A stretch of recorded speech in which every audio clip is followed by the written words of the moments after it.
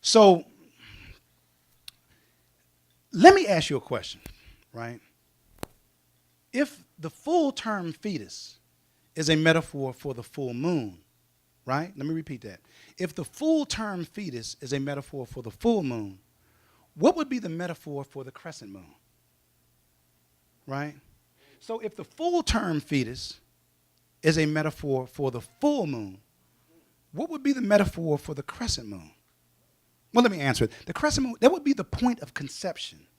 The point of conception, where the male sperm activates the female egg and life or light begins in the dark feminine womb of the African woman, right? This was a very, very, very important event universally among all cultures.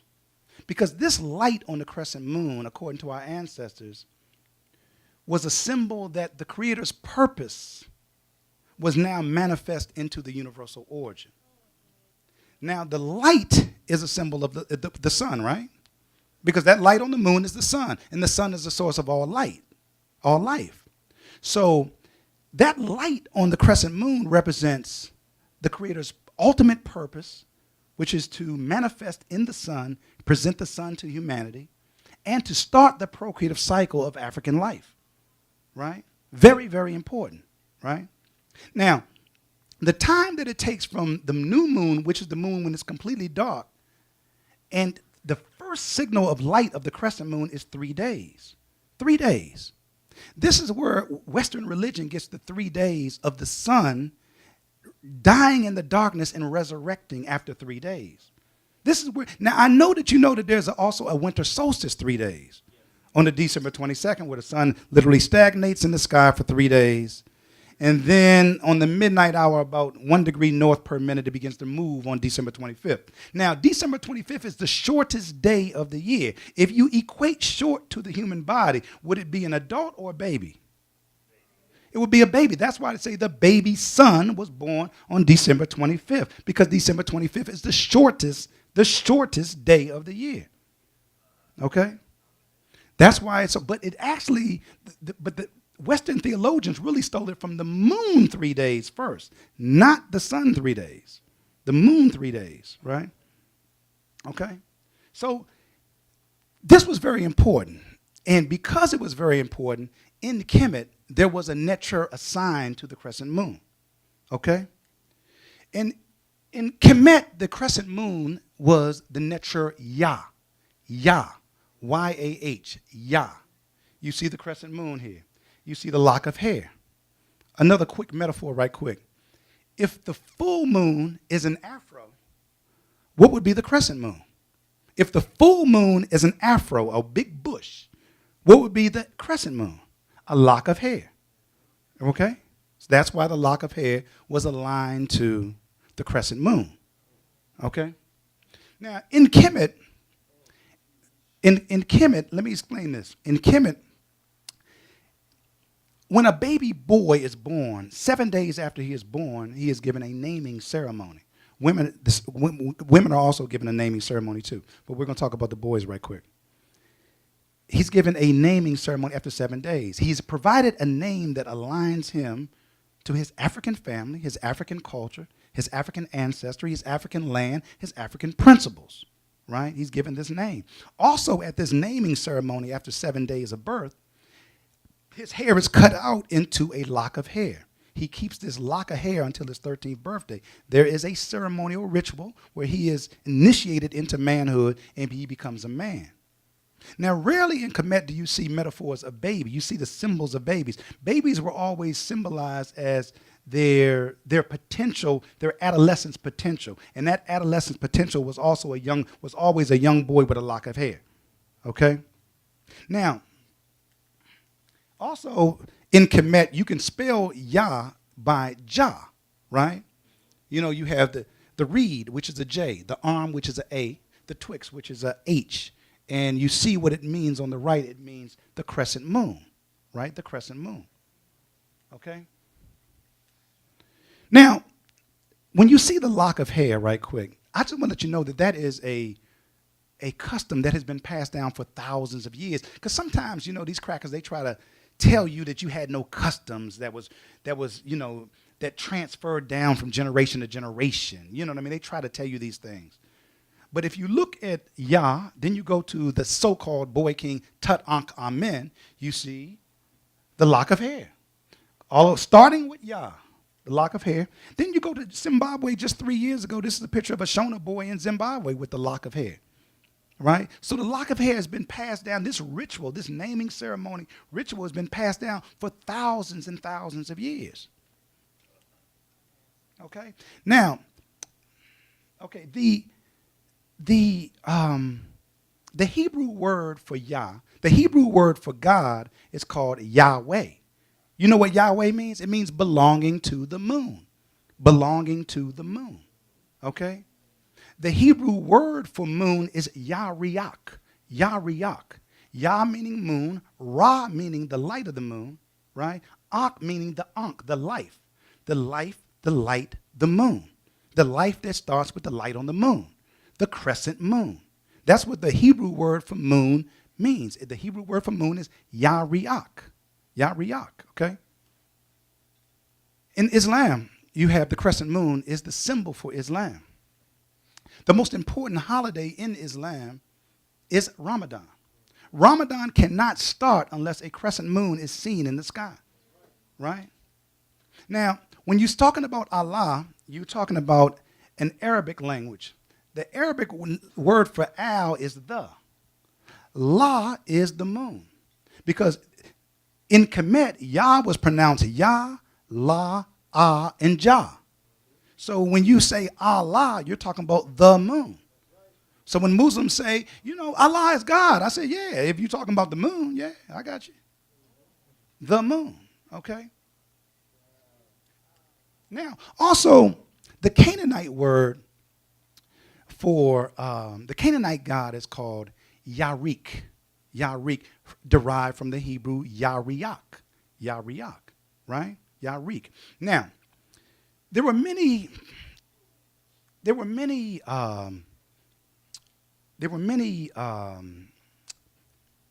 am I trying to say with the people that come in and invaders. Man, how you know? So there are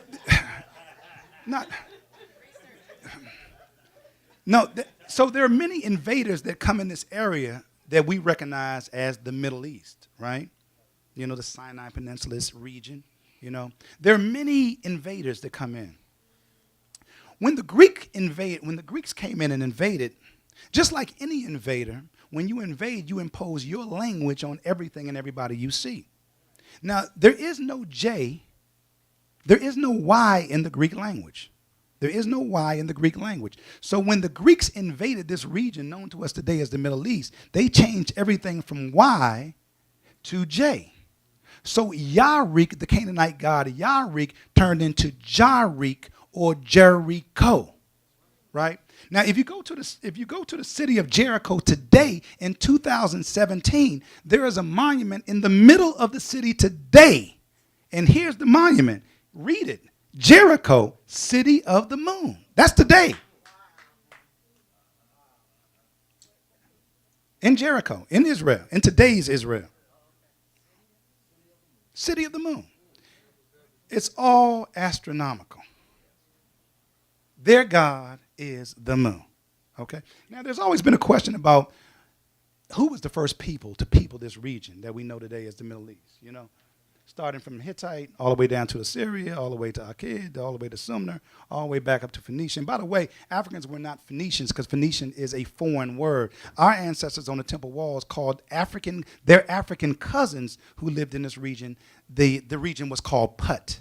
And maybe Phoenicia is derived from Put. That could be, right? That could be. But Phoenicia is a foreign word, So here's the deal. In African history, there existed 3 time cycles. And when I say time cycles, I'm talking about how we as African people determine time. And I'm not talking about in a conventional sense. Like time was determined through celestial cycles, how those celestial cycles impact environmental cycles, and how those environmental cycles structure African thought and behavior. Okay?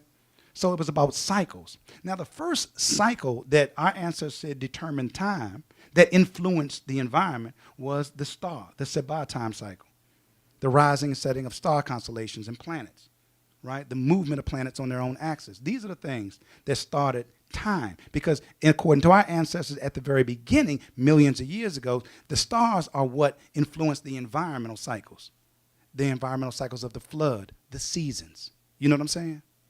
Okay? So then there was, after millions of years, we evolved into the lunar time cycle, where now the moon along with the stars are now the primary, but the moon is now the primary cosmic object that is now influencing environmental cycles to influence the mind and thought and the behavior of African people. So the phases of the moon, the rotation of the moon, the movement of the moon. And last is today, the current time cycle that we live in today, which is the sun time cycle, where the solar time cycle, where environmental cycles are determined by the rising and setting of the sun. Okay, but thousands and thousands of years ago, when our ancestors lived under the lunar time cycle, it was those ancestors that migrated up to this region known to us today as the Middle East. And what they carried with them was their knowledge of Yah. Yah. They taught about Yah. When foreigners came in and saw our ancestors teaching about the Netzer Yah, the foreigners began to call them the Yahs. The Yahs morphed into the Jahs, which morphed into the Jews. But Africans never called themselves Jews, and so Africans were never Jews. If I call you a nigger, you want to be a nigger just because I called you a nigger? Okay, just because foreigners called you Jews don't mean you got to be Jews. You know, there's groups in Ethiopia today, the Falasha of Ethiopia. They say, we're the original Jews. No, you're not. You know, you came, you migrated there thousands of years ago, you repatriated back. You left as an African, you return as an African. How are you going to leave as an African and then turn into a Jew and then come back a Jew? You didn't leave as a Jew. You know what I mean? Now, there's much evidence, physical evidence, that African people were in this region thousands of years before anybody else.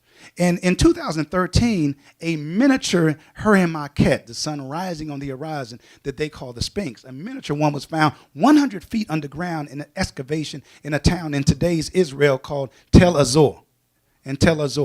This was found 100 feet underground. It goes back to 9,000 years, just to let you know who was there first. You know what I mean? Yes, sir. I think it's on that side, over to that side, but I can find out. It's in Tel Azor. Tel Azor.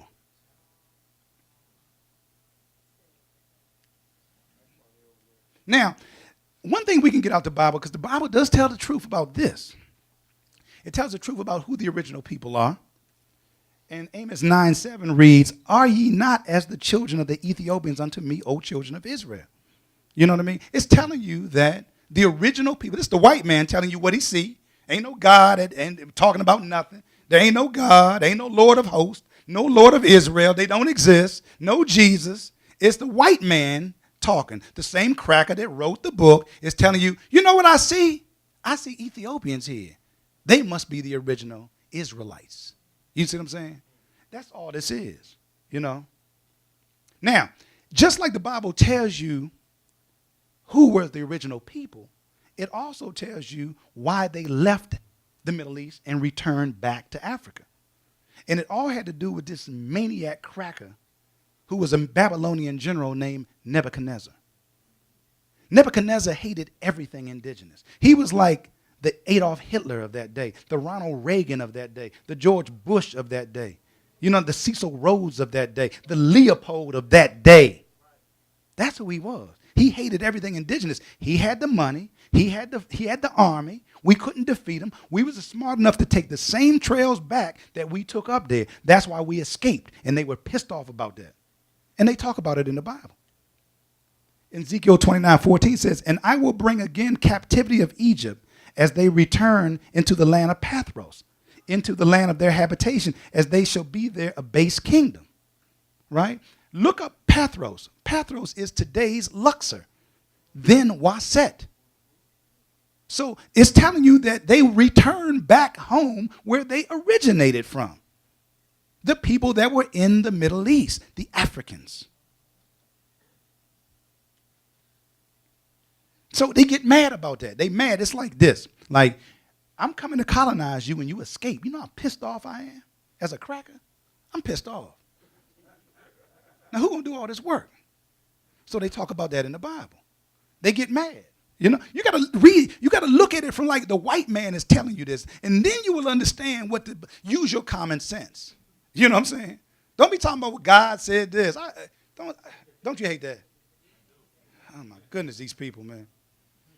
Okay, so Jeremiah 46:25 says, the Lord Almighty, the God of Israel says, now scratch that, I'm the white man. The white man says, everybody repeat after me. The white man says,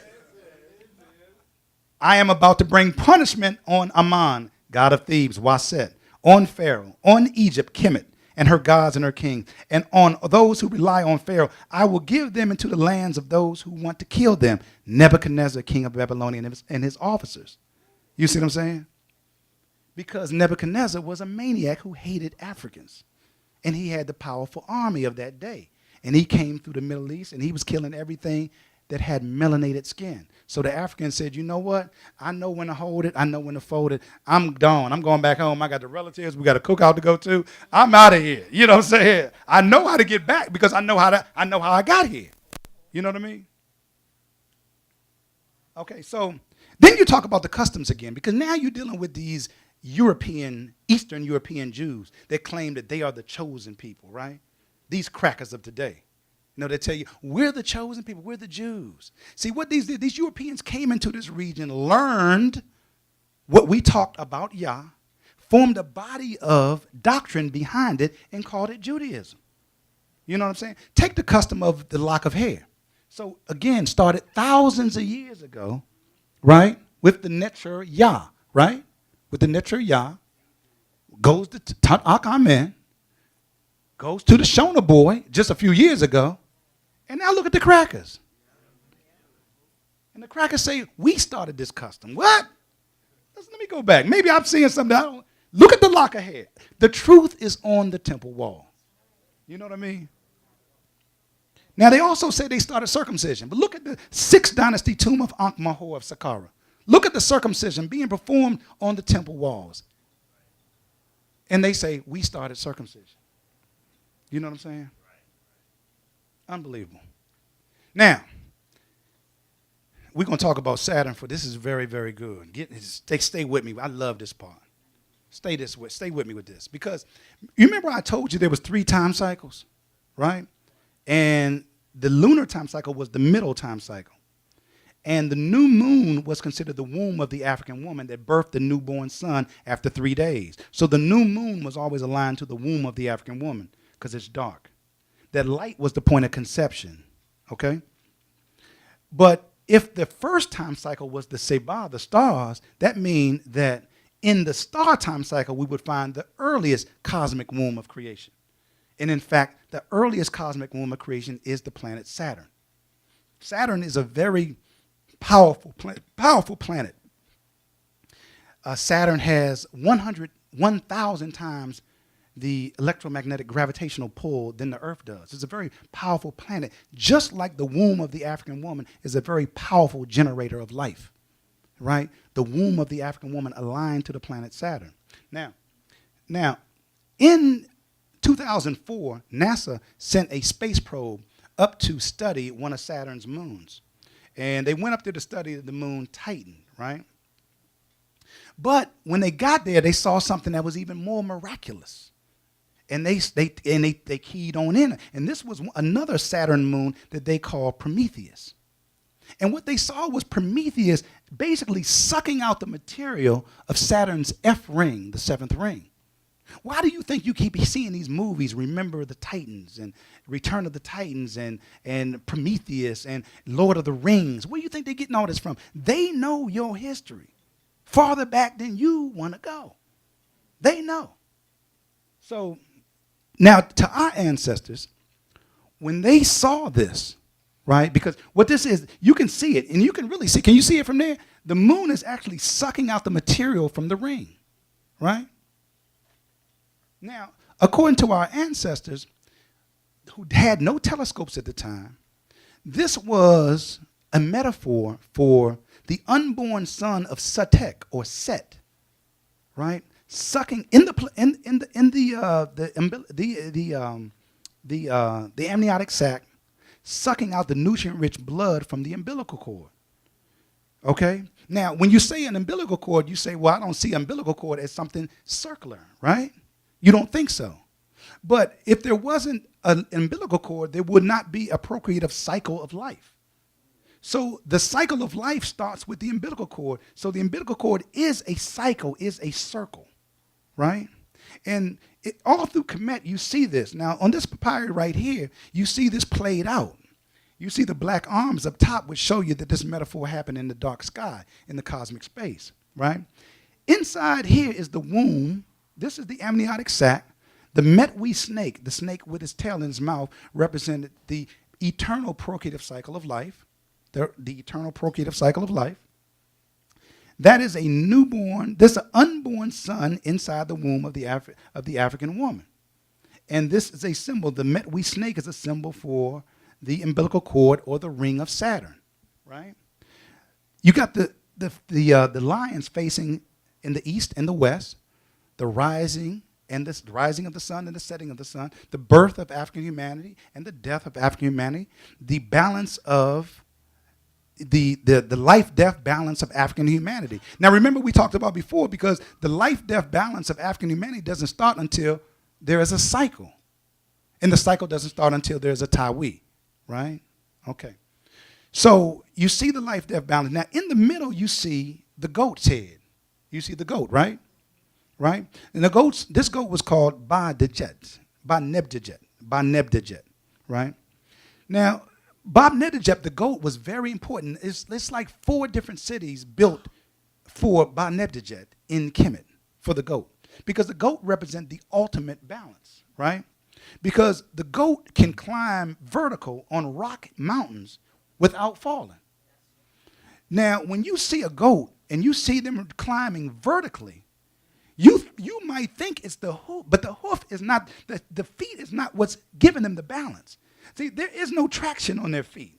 There's no traction on the goat's feet. It's just a block of wood. So how can a block of wood climb vertical earth, these rock mountains that they do, right? You know what I'm saying? So the balance is mental. The balance has nothing to do with their legs. The balance is mental, okay?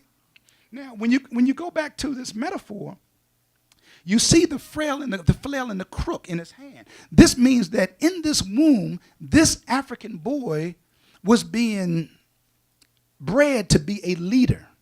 And you cannot be a leader of the people unless you have mental balance. The frail and the crook means that's leadership. So he was destined to be a leader. You cannot be a leader without mental balance. So that's why you see the goat, which is the goat is balancing the womb, right? You see it? And you see the all-seeing eye overseeing this whole metaphor. Now, so the Phoenician Canaanite word for the planet Saturn is El. How many people knew that? The Phoenician Canaanite word for planet Saturn is El. It's El, E-L. El is not Moorish. El is not Islamic. El is the Phoenician Canaanite word for the planet Saturn. Yeah, exactly.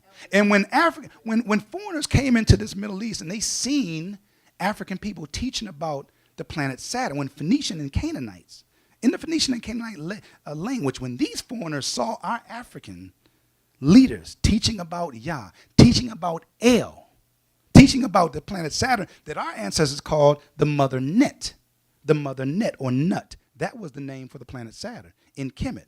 But the foreigners came in, they called it their name. So they called the people, the Africans in this region called the Middle East, who were teaching African people about Net, the planet Saturn, they called them elders. That's the origin of the word elders. They were elders because they were elevated among the above the others. They were elevated because they had an elite mentality. right? They had, and because they were elite, they were given the power by the people, the power or electricity. This is the origin of the word El. It all represents power, power generated from the planet Saturn. Yeah. Okay. The word angel is derived from the Ankh and the word El. It's called the womb of life. The Ankh and the word El. There is no such thing as angel.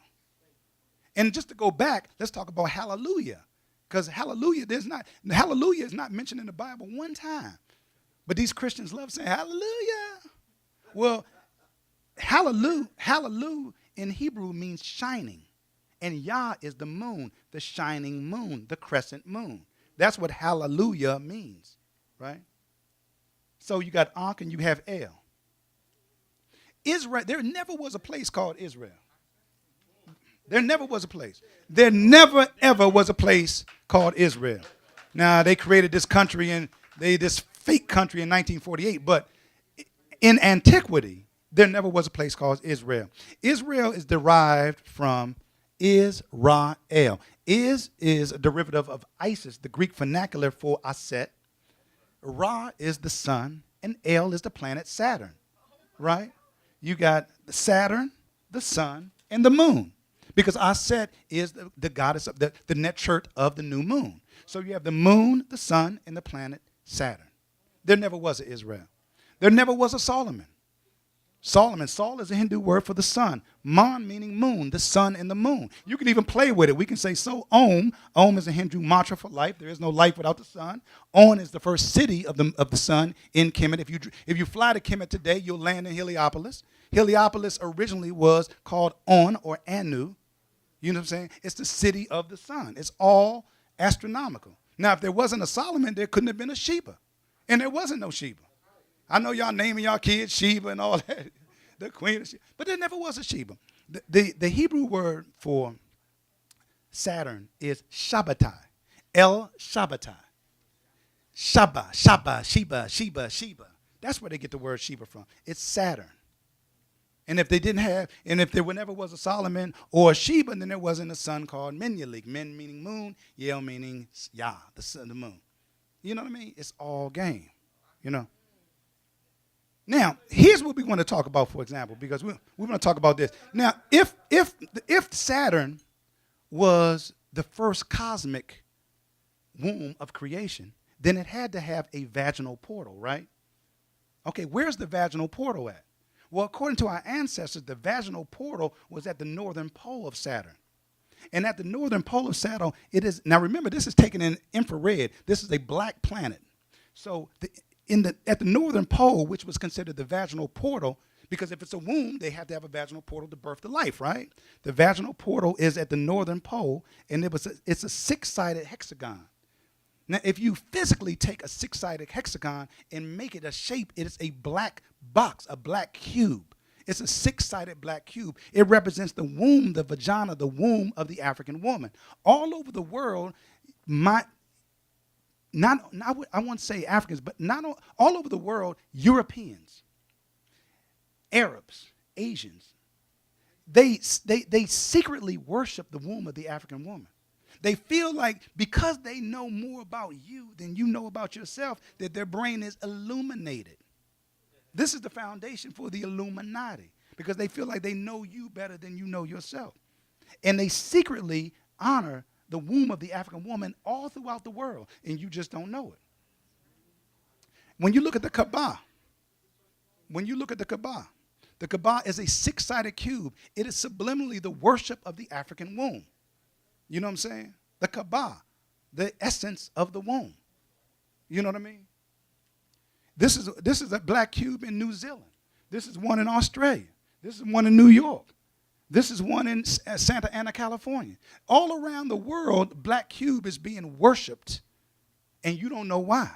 But the black cube, to the people who know, represents the vaginal portal of the African woman, the womb of the African woman. You know what I'm saying? Now, Saturn is the sixth planet from the sun. The Kemetic sign for planet Saturn is a six-pointed star. You know what I mean? The six-sided hexagon, the sixth day of the week, 666. This is the origin of 666. This is why they hate 666, because the majority of Europeans don't know what the minority do. So the majority hates the womb, and they say it's evil, and that's why they tell you to hate 6666, because 666 is the womb of the African woman.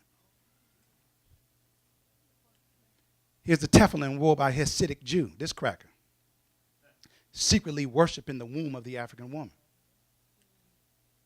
Okay, so now I was telling you about how, but let me just tell you right quick. If you look at the Bible, just talk about, before we go to the next segment right quick, in the Bible, 90% of the names are named after either the moon or the planet Saturn. In the Bible. You know, Jeremiah, Isaiah, Hezekiah, Sarah, always ending in AH. Or El, Daniel, Gabriel, Ezekiel.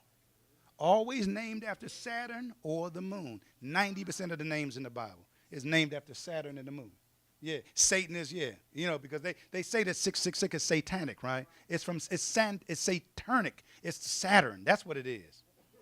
You know what I mean? And they know this, right? Now, as long as, so you got the minority of crackers all over the world who secretly worship the womb. Minority. But what about the majority? The majority have fed into the racism, and they hate everything indigenous. They hate the African, and they hate the African womb.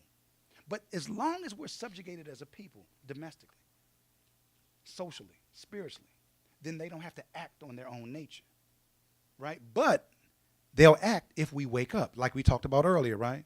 Now, that's what happened in 1860, because in 1860, African people, in 1860, there was this cracker named George, was it Abe Lincoln? Which one was this emancipation thing?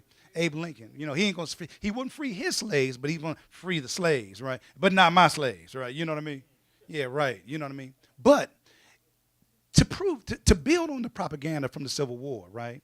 And to acclaim himself as a person who's compassionate about people, he started what is called the Reconstruction era, you know, where he was going to give black people rights to vote. And white people went crazy in 1860. You know what I'm saying? We love these chattel property niggas. And you're gonna let them vote? You're going to let the black man vote? You're going to give them rights? You're going to let them work in legislation? Oh, hell no. Excuse me. Oh, no. You see what I'm saying? So the majority began to conspire to close down and to defeat the African feminine womb again. And how they did this was through eugenics. Eugenics. Because if they could prove that through the womb comes people who are degenerate. Because you can kill the African womb by killing the human beings that come through the womb. You know what I'm saying? See, when you lynch people in trees, you're killing the African womb. Because what came through the womb doesn't have a full life to live. You see what I'm saying? So what these majority whites did was conspire and came up with a term called eugenics. And actually we'll start with this cracker right here, Francis Galton, who, by the way, was a first cousin to Charles Darwin. Charles Darwin, yeah. Yeah, the so-called evolutionist, whatever he was calling himself. And so you got Francis Galton, who named the term eugenics, right? And this was a scientific justification that because African people were a genetic liability to society, they should be taken out of society through the use of science. You know what I mean? So what we'll do is we'll prove that African people are mentally retarded. We'll prove that they're criminal by nature. We'll prove that they're poverty-stricken naturally. Now, to do this, we got to make sure they stay poor. We got to criminalize them, and we got to make them mentally ill. You know what I mean? And to do this, we can prove that we need to sterilize them through the male and abort the babies through the female, right? And that's exactly what they did. Now, this is Margaret Sanger. And in 1915, this cracker right here, she took about $1 million from was it John D. Rockefeller and the Rockefeller Foundation. She also took a money from Andrew Carnegie. You know Carnegie Hall, that cracker. You know, that billionaire. You know what I mean? And so there was fewer investors, right? So they gave her $1 million to start what was called the Birth Control League, right? All this is about killing the womb of the African woman. Remember this, right? Because if the womb of the African woman is dead, we all are dead. You know what I mean?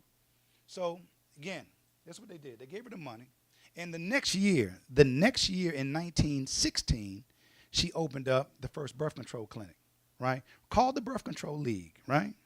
Where they were now doing abortions, targeting only people of African descent, right? And the poor whites, but we ain't worried about them. And in 1932, in her annual newsletter called Pivot of Civilization, she wrote, the title was Negro Project. We do not want the word to go out that we intend on exterminating the Negro population.